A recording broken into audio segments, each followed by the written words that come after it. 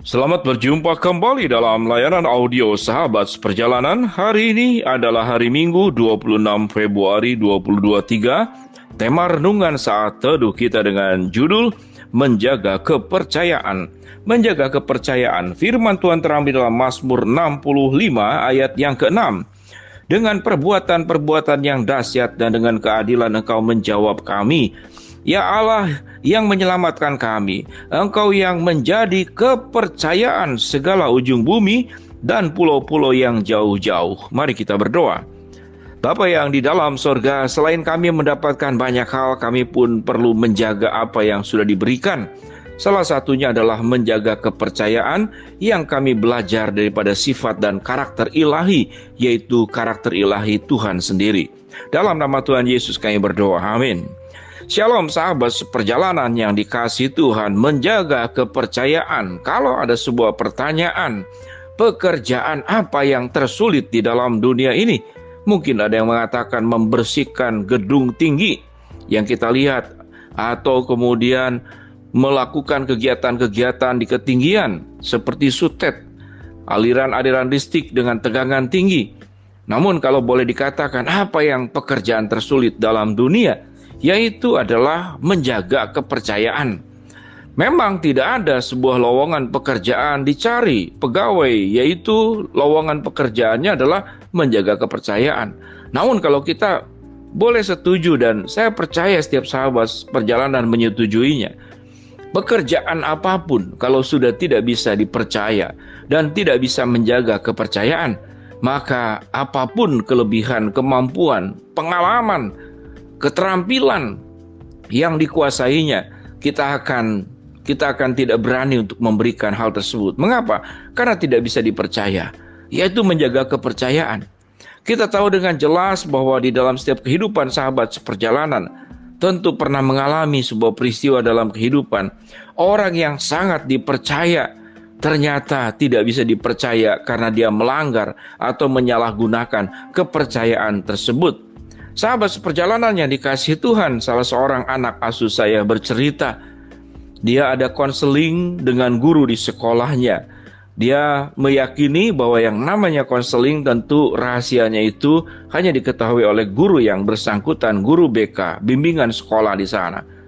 Kemudian dia menceritakan, dia merasa kecewa sekali dengan guru yang bersangkutan karena apa yang diceritakannya kemudian disebarkan kepada guru-guru lain. Kalau itu kemudian berlanjut, guru tersebut tatkala menasihati murid-murid kelasnya, kemudian memberikan contoh dan terucap kembali, keluar lagi. Sehingga anak asuh saya berkata bahwa sulit sekali orang itu bisa dipercaya. Sekarang saya menjadi sangat berhati-hati untuk berbicara kepada siapa. Di dunia ini tidak ada orang yang 100% bisa dipercaya karena satu dan lain hal. Namun Alkitab mengatakan bahwa Allah yang aku sembah adalah Tuhan yang menjadi kepercayaan segala ujung bumi dan pulau-pulau yang jauh-jauh. Pelajaran apa yang kita ingin pelajari di sini? Sahabat seperjalanan, kalau Allah adalah pribadi yang sangat bisa dipercaya, dan tidak hanya bisa dipercaya Allah yang punya kesanggupan kemahakuasaan untuk menolong dan menjaga, menyertai, melindungi, mencukupkan, memberkati kita, maka tidak ada satu pribadi pun di luar Allah yang bisa menandingi tentang keberadaan Allah yang sangat bisa dipercaya. Mengapa di dalam setiap persoalan masalah hidup yang dihadapi oleh setiap sahabat seperjalanan, selalu ada anjuran-anjuran yang baik dari Alkitab, baik oleh hamba Tuhan? Maka bawalah segala keluh kesah, bawalah segala beban hidup, bawalah setiap persoalan. Sebelum kau berbicara dengan siapapun yang ada di dalam dunia ini, engkau berbicara kepada Allah yang bisa dipercaya. Nyatakanlah segala keluh kesahmu, nyatakanlah segala penderitaan, kesusahan yang dihadapi oleh dirimu ke hadapan Tuhan di dalam doa dan relasi yang spesifik, yang intim antara engkau dengan Tuhan. Karena Tuhan adalah bisa dipercaya, dan Tuhan bisa memberikan pemahaman, hikmat bijaksana kepada setiap sahabat seperjalanan. Bagaimana menyelesaikan masalah-masalah yang sedang dihadapi? Ada orang-orang yang bisa dipercaya, memang tidak bocor apa yang kita ceritakan kepada yang bersangkutan. Namun seringkali respon dan nasihat yang diberikan oleh yang bersangkutan seringkali juga tidak bijaksana karena ingin membela kita, karena mencintai kita, akhirnya tidak objektif di dalam menilai. Tatkala kita berbuat yang salah pun dibenarkan karena dia adalah orang-orang dekat, orang-orang yang mengasihi kita. Maka itu adalah keliru. Namun sewaktu kita datang ke hadapan Tuhan, Tuhan akan menyatakan kalau ya adalah ya, kalau tidak ya adalah tidak. Kalau yang kita perbuat adalah benar, maka Tuhan pun akan memberikan bimbingan. Apa yang kau sudah benar di mata Tuhan, maka lakukan terus. Tetapi kalau itu adalah sesuatu perkara yang keliru dan salah, maka Tuhan pun dengan firman-Nya, dengan inspirasi daripada Roh Kudus akan memberikan penjelasan.